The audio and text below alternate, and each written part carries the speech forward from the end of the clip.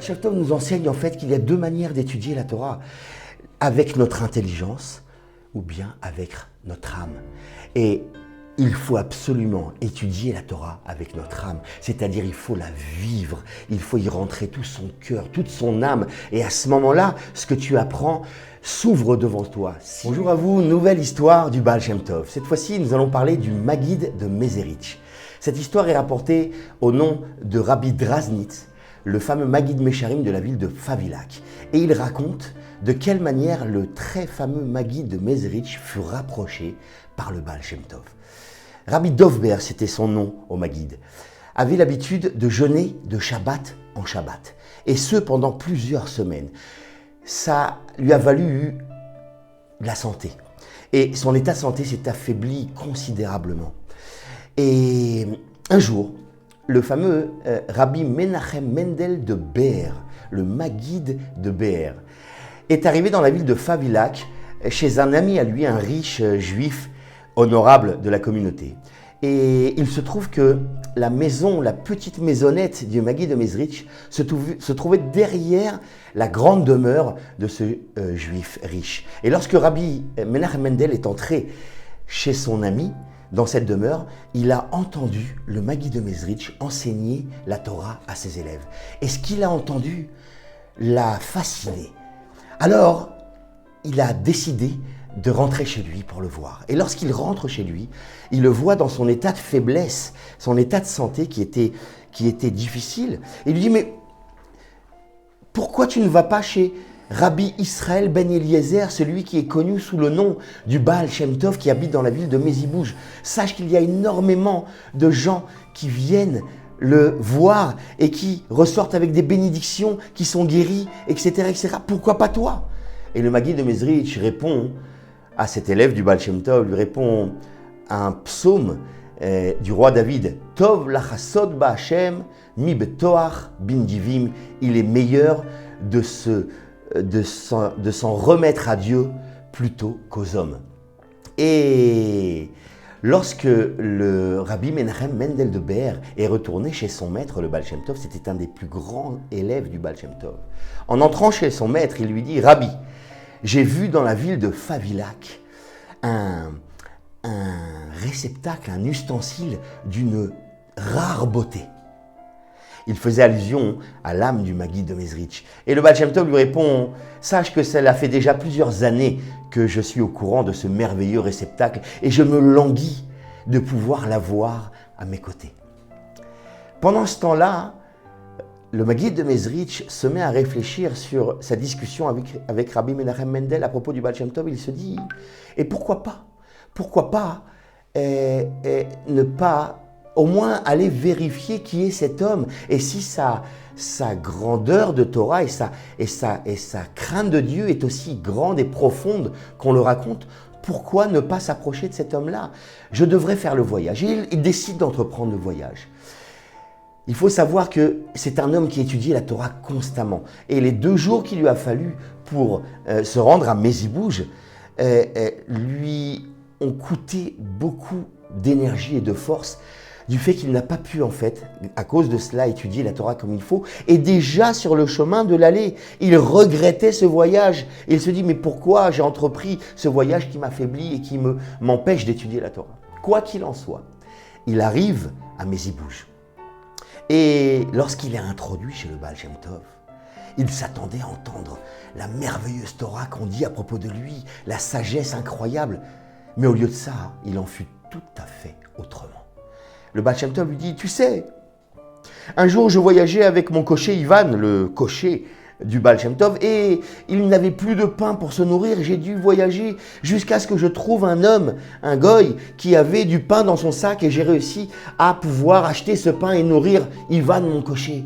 Et toute autre histoire qui ressemble à celle-là. Et le Maguide de Mezerich entend ce drôle de récit raconté par le Baal Shem Tov. Il se dit, mais c'est cela la Torah du Baal Shem Tov. Mais si c'est cela, j'ai pas besoin de rester là. Mais il se dit, bon, je vais attendre le 2e jour. Le deuxième jour, il rentre encore chez le maître. Et là, le Baal Shem Tov lui dit, tu sais, l'autre jour, je voyageais avec mes chevaux et figure-toi que je n'avais plus de foin à leur donner et j'ai dû parcourir une longue distance pour pouvoir enfin trouver du foin à donner à mes chevaux. Et là, le Maguide n'en pouvait plus, il s'est dit non, c'est pas possible. Il va voir son cocher qui l'a amené jusqu'ici et lui dit, nous partons aujourd'hui même. Mais nous allons attendre que la lune se lève dans la nuit pour qu'elle éclaire les campagnes et nous allons y voir quelque chose. Et ensuite, à ce moment-là, lorsque la lune sera haut dans le ciel de la nuit, alors nous partirons.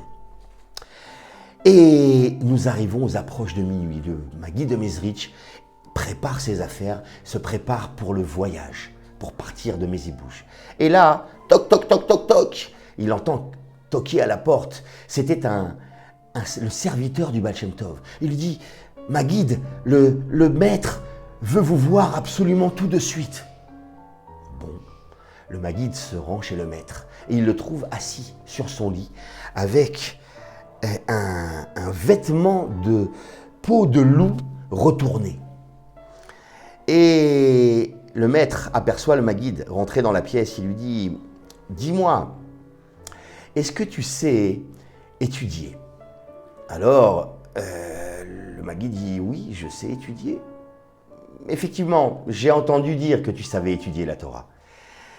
Et il lui pose une autre question, il lui dit, est-ce que tu es versé dans les textes mystiques de la Kabbale, dans les secrets de la Torah? Il faut savoir que le Maguide de Mezrich il avait une connaissance immense dans le Talmud, dans tous ses commentateurs, dans le livre des lois, le Shulchan Aruch, et dans la Kabbale. Il avait une très grande connaissance de toute la Torah entière. Et il répond au Baal Shem Tov, oui, j'ai une certaine connaissance dans les textes de la Kabbale. Très bien, dit le Baal Shem Tov. Il appelle son serviteur et lui dit, amène-moi s'il te plaît dans le Beth Hamidrash un livre intitulé Etz HaChaim, le livre de la vie. C'est un texte très connu de Kabbale, des secrets de la Torah. Et lorsque le serviteur amène ce livre, le Baal Shem Tov l'ouvre et il l'ouvre à un passage particulier et il lui dit, est-ce que tu pourrais m'expliquer le sens de ce texte-là? Alors, le Maguide de Mezrich prend le texte, il se plonge profondément dans ce texte-là et il se tourne vers le Baal Shem Tov et lui donne l'explication, le sens littéral de ce texte. Le Baal Shem Tov le regarde et lui dit, tu ne sais rien du tout. Et là, le Maguide reprend le texte. Il ne se démonte pas. Il retourne à l'intérieur du texte. Il rentre, il réfléchit sur le texte. Puis il se tourne à nouveau vers le Baal Shem Tov, lui dit, écoute, Rabbi, c'est le sens que je t'ai dit tout à l'heure. C'est le sens de ce texte. Si toi, Rabbi, tu as une autre explication à me proposer, je serais ravi de l'entendre. Et là, le Baal Shem Tov se dresse et lui dit, mets-toi debout, mets-toi sur tes deux pieds. Le Maguide se lève. Et le Baal Shem Tov prend ce texte et il se met à le lire. Et là, il se passe quelque chose d'extraordinaire.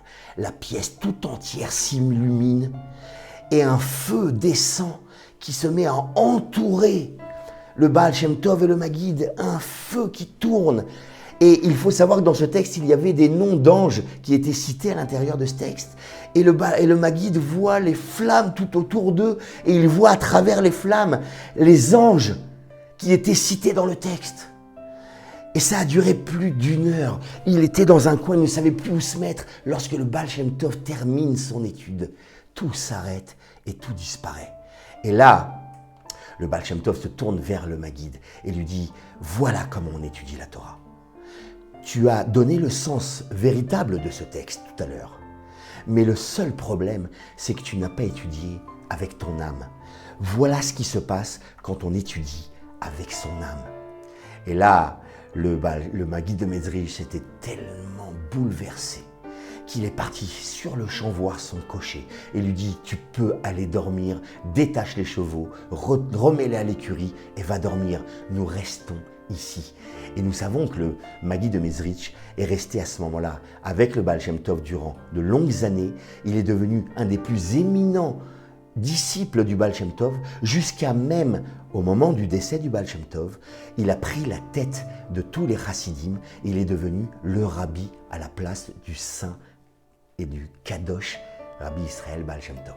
Voilà pour cette merveilleuse histoire. Je vous dis à très bientôt pour la prochaine. Elle sera encore plus sublime. À très bientôt. Bye bye. Et quel secret se cache derrière cette merveilleuse histoire? Eh bien, c'est que, en fait, la Torah, ça n'est pas qu'un livre de connaissances. C'est vrai que c'est un message divin qui nous parle des mondes célestes, des anges, des âmes qui sont éternelles, etc., etc. Mais c'est pas seulement ça, c'est pas une accumulation de connaissances, c'est bien plus que ça. Quand nous étudions la Torah, nous cherchons à nous rapprocher de Dieu. Le Baal Shem Tov nous enseigne en fait qu'il y a deux manières d'étudier la Torah, avec notre intelligence ou bien avec notre âme.